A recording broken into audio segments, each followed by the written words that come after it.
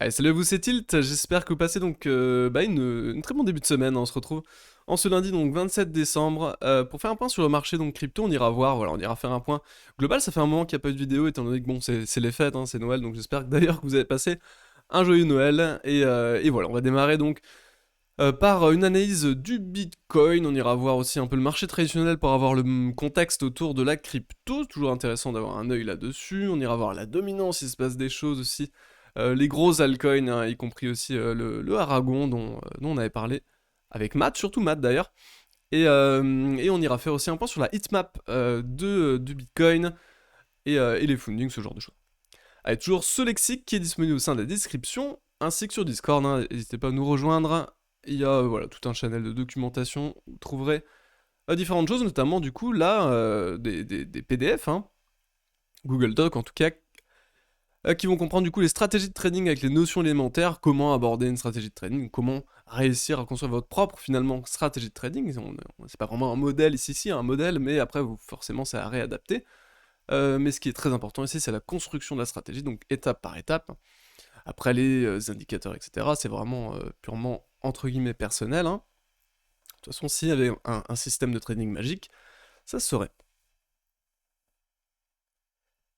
Allez, on part directement sur l'analyse du Bitcoin. Allez, on va démarrer là-dessus. Donc le Bitcoin avalante haussière, hein, d'un point de vue hebdomadaire, on l'a clôturé donc ici, hein, hier, ou ce matin plutôt à 1h du matin. On la clôture en avalante haussière, donc c'est plutôt entre guillemets bon signe, hein, mais bon, pour l'instant c'est juste une avalante haussière. La chose qui est un peu plus gênante, c'est que pour l'instant on est toujours en train de travailler finalement ce Vegas H4, si on retire un peu, hein, les indicateurs, les tracés en tout cas. On est vraiment voilà, toujours porté par ce Vegas H4 qui est finalement une moyenne, hein, qui retient le cours très souvent, en tout cas à court terme. On rebondit très très souvent dessus, qui sert souvent de point d'appui là pour du coup des shorts, hein. Et donc pour le camp des bears, hein. Et du coup, effectivement, on est en train de bosser ce cloud, hein, depuis maintenant 4 à 5 jours, hein. Donc maintenant, pour vraiment s'en extraire, on aimerait bien voilà, retourner cette tendance au moins à un court terme, pour qu'on puisse maintenant retrouver une tendance haussière au sein de ce range, hein, parce que pour l'instant, il n'y a pas vraiment de tendance, hein, au sein de ce range hebdomadaire, hein, qui est vraiment borne haute 65, 60 à 65K, borne de base 30, 35K. Et voilà, globalement, il n'y a pas d'autre chose à dire à ce niveau-là. On est globalement vraiment dans une dumb zone, on est au centre, hein, vraiment au centre du monde, hein, ici. On est vraiment sur une zone qui est terrible à trader, hein. Au sein des ranges, les dumb zones, on évite, hein. Dumb zone, je rappelle, c'est quoi? C'est la dumb zone, c'est la zone à ne pas trader. Une zone vraiment centrale, hein, ici de range, entre du coup bloqué entre une borne haute, hein, là-haut. Je la fais très rapidement, hein, et une borne basse qui se situerait à peu près aux alentours de ce niveau. Voilà, donc finalement on est au sein de cette zone, très compliqué de trader ce type de zone, que ce soit à la hausse ou à la baisse. Pour du trading à court terme, pourquoi pas, après pour des positions plus longues, pour moi, pas lieu de s'exciter. On est légèrement tout de même sorti de ce canal baissier, donc finalement cette tendance baissière a l'air pour l'instant de s'être arrêtée, hein, depuis bah là, le gros dump du 4 décembre, du début du mois. Pour l'instant on a vraiment stagné finalement sur cette zone. Mais on revient en contact de moyennes qui sont supposées relancer un intérêt vendeur, hein, sur ces niveaux. On est proche d'un niveau d'ailleurs Fibonacci, hein, les 0,38,2, donc voilà, à voir à ce niveau-là.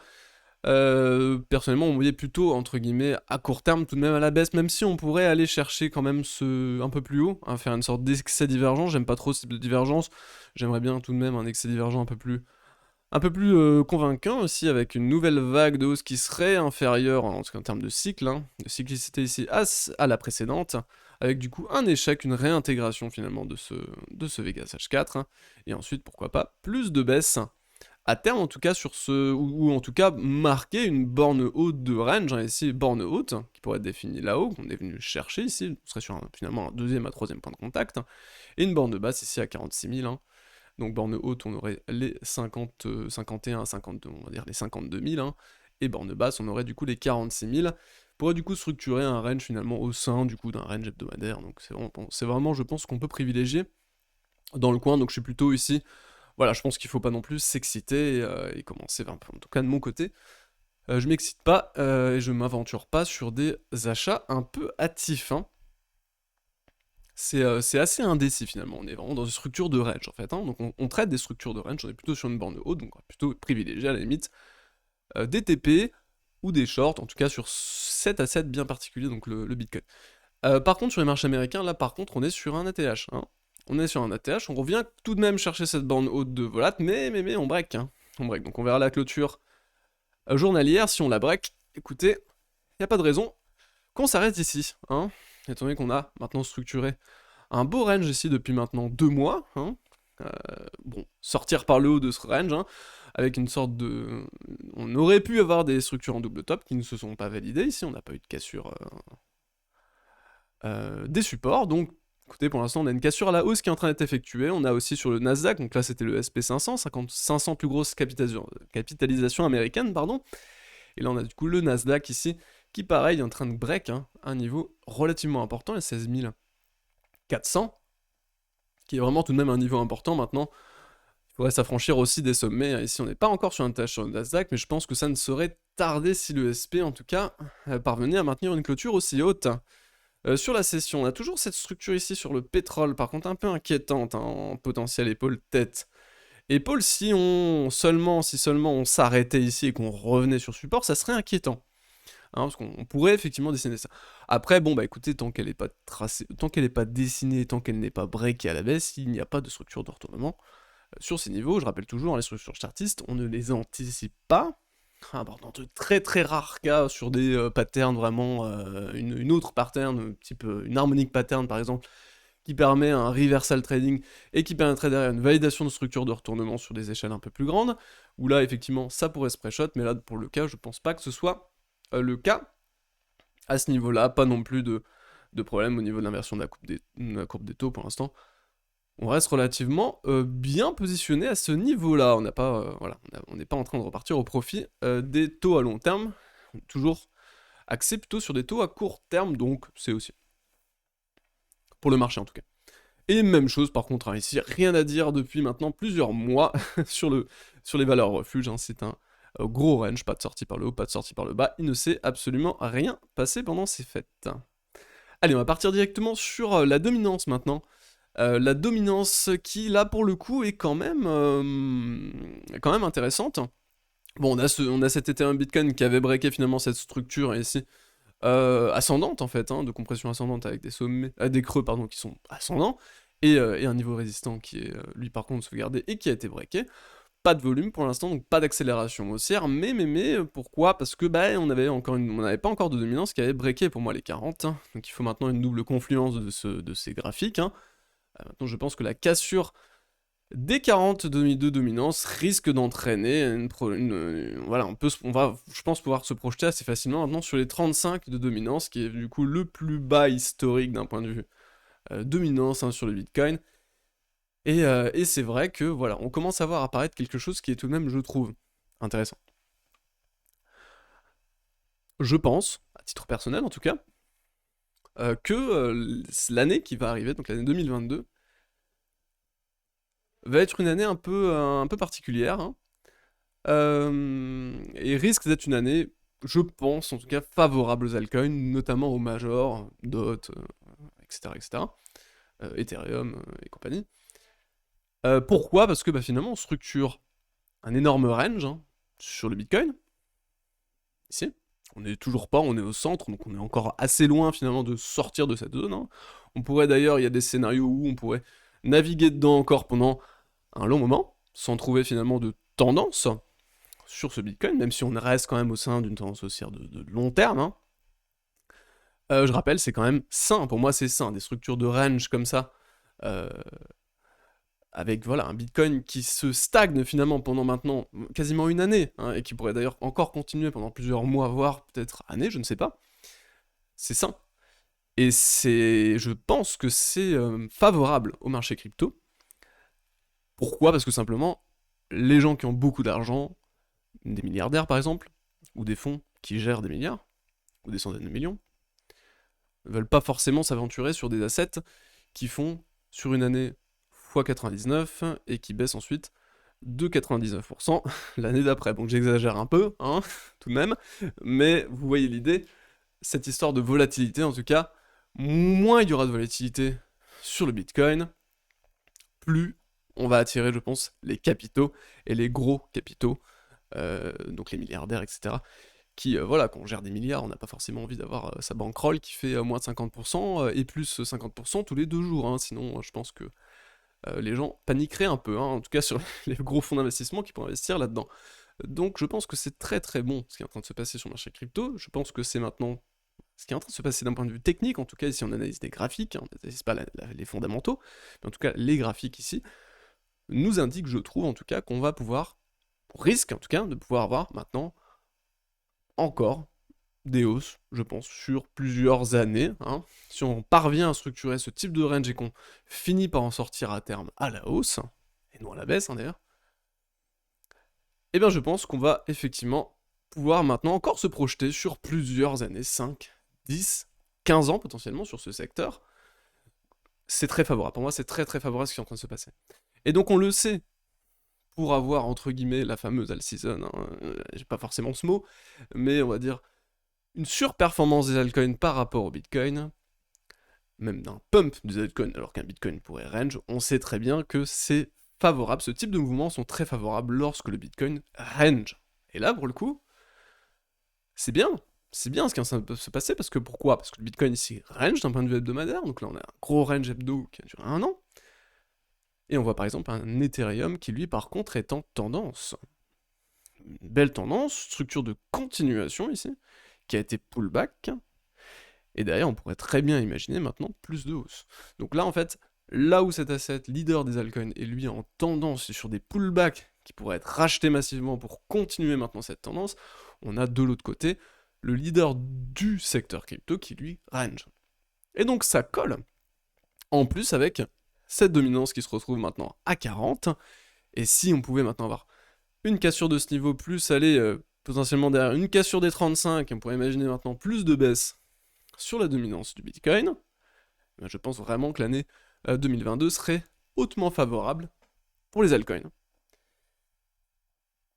Dans leur ensemble, je pense. Bon, je pense qu'on est quand même sur un marché qui sera moins débile qu'il a pu l'être en 2017, excusez-moi pour les mots, mais c'est clairement ça, hein. Il y avait des trucs, bon, Verge, etc., il n'y avait aucun produit, c'était complètement nul, et le truc faisait fois 180 000 sur 6 mois. Bon, je pense que c'est fini, hein.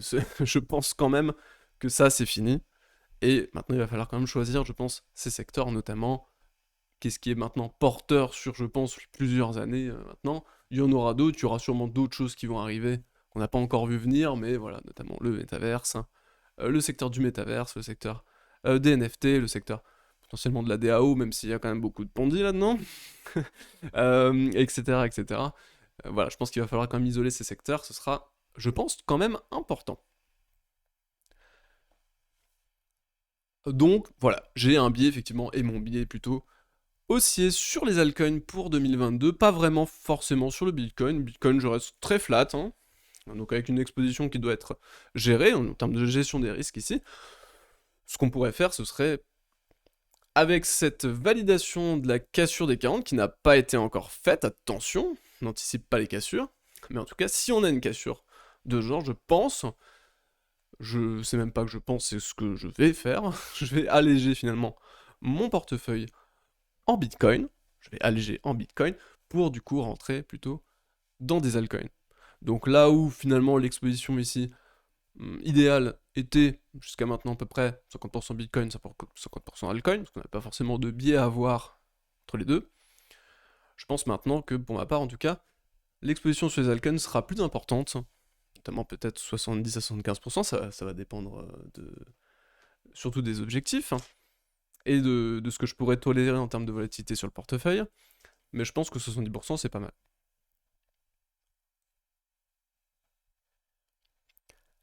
On va faire un tour sur la heatmap du Bitcoin pour voir un peu justement où pourrait se trouver la liquidité. Donc là on voit, on le voit ici en termes de liquidité, vous voyez ici on avait une zone en tout cas qui était très très fournie ici, hein. Là. Pour l'instant on n'a pas de zone hyper fournie en termes de liquidité ici, donc là on est sur Coinbase, qui a tendance souvent quand même à porter le marché, hein. C'est un gros marché quand même, Coinbase. Pour l'instant, voilà, on commence à en mettre quelques empreintes à 45. On a une empreinte à 40 000 ici pour sauver potentiellement le creux ici. Voilà, pour moi, personnellement, même s'il y a une cassure de ce creux, comme je vous l'ai dit, vu qu'on est dans un contexte hebdomadaire, il n'y aura pas de changement de tendance. Finalement, on est dans un range, donc il n'y a pas vraiment de tendance au sein de ça. Il n'y a que des tendances, des sous-tendances, hein, des sous-vagues, finalement, au sein d'une tendance qui est totalement neutre, en tout cas, d'un point de vue daily, 3 jours, voire hebdo, hein. Donc voilà, et je pense derrière que ouais, on pourrait éviter potentiellement ce bad range hein, sur le Bitcoin. Ce serait pas forcément un désastre d'ailleurs sur les altcoins si on allait chercher ça et qu'on cassait des 42 dominances, je pense à la baisse, sur la dominance du Bitcoin. Je pense pas que ça puisse être un désastre en fait sur les altcoins. Je pense qu'on va avoir un cycle qui est complètement différent de ce qu'on aurait pu avoir ici. On le voit ici sur Bitstamp, on a d'ailleurs hein, le niveau des 30 000 qui commence à être tagué ici par les empreintes du marché. On voit quand même des ordres ici qui sont en place ici. On avait ce wall finalement qui s'est replacé ici, il avait été partiellement exécuté. Ils ont exécuté quelques liquidités ici, et ensuite ils avaient front run, ici on le voit. ici, etc. Pour l'instant pas de front run, pour l'instant on ne sait pas où on va s'arrêter, on le voit, les market makers ne savent pas forcément non plus où on va s'arrêter. On voit tout de même qu'on a des zones de creux, en termes de volume profile, ici, qu'on pourrait bosser finalement, étant donné que c'est un range, on va faire du business, avec toutes les personnes au sein de ce range, donc là où on n'a pas fait de business, c'est où? C'est là, hein, et ici. On a deux zones en fait où on n'a pas fait de business. C'est ces deux zones finalement, donc, comprises entre 51 000 et 54 000. Toute une zone qui pourrait être bossée et travaillée ici, hein, où on pourrait range un petit moment sur cette zone. On le voit, et on a aussi l'autre zone ici sous les creux hein, actuels, donc entre 45 et 40 000, hein, ou 41 000 plutôt. Une zone aussi ici qui pourrait être travaillée totalement, donc on a deux zones ici, soit la hausse, soit la baisse, hein, qui pourraient être bossées pour les prochaines semaines, à prochains mois, étant donné qu'on est dans un range, donc voilà, je pense qu'il n'y a pas de raison de s'inquiéter à outre mesure. Et ici, bon, là on est sur Binance, là où on avait pareil des ordres très fournis hein, sur ces niveaux-là, hein, énormément de liquidités qui a été exécutée, quelques liquidités qui ont été exécutées, d'autres qui sont restées, d'autres qui sont passées un peu plus bas, etc. Mais globalement, on a soutenu ce niveau. Les market makers, en tout cas, hein, globalement, ont soutenu ce niveau. On voit aussi qu'ils s'étaient placés aussi là-haut. On voit qu'on front-run légèrement sur ces niveaux. Là, on voit qu'on a exécuté un peu de liquidité pour le moment, mais vous voyez ici qu'on avait aussi exécuté un peu de liquidité, mais que derrière, bon, on peut continuer à monter, c'est pas forcément un problème. On voit qu'ici, il commence à se placer. On a un petit niveau d'empreinte à 20 000, hein, bizarrement. C'était un niveau ici qui avait déjà aussi été mis, donc je pense que j'ai l'impression que les market makers sont en train de se placer vraiment pour structurer un range en fait, hein. Ils mettent pas tellement d'ordre ici, la plus grosse quantité d'ordre souvent se retrouve sur borne basse, ici avec Bitstamp qui se met en borne basse, très peu de liquidité sur les bottoms actuels, pareil ici très peu de liquidité sur les bottoms actuels, et ici aussi, donc voilà, il n'y a pas non plus énormément d'informations maintenant sur la heatmap, mais ce sera à suivre au fur et à mesure. Ah, écoutez, je pense que globalement, on a dû faire le tour du marché. Écoutez, passez une excellente soirée. On se retrouve du coup demain avec Matt. Et à plus, salut. Bye bye.